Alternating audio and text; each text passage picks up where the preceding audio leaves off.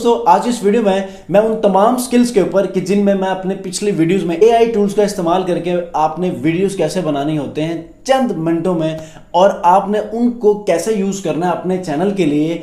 और उसके अलावा आप अगर उसी स्किल को दूसरों के लिए बेचना चाह रहे हैं, पूरी दुनिया के क्लाइंट्स हमेशा हमेशा ये चाह रहे होते हैं कि लोग हमारे लिए वीडियोस बनाएं, लोग हमारे लिए कंटेंट को जमा करें, लोग हमारे लिए स्क्रिप्ट लिखें और वो खुद ही वीडियोस एआई फ्री टूल्स का इस्तेमाल करते हुए वीडियोस बनाएं, एवटार्स बनाएं, ई बुक्स बनाएं और हमारे लिए हमें डिलीवर करें।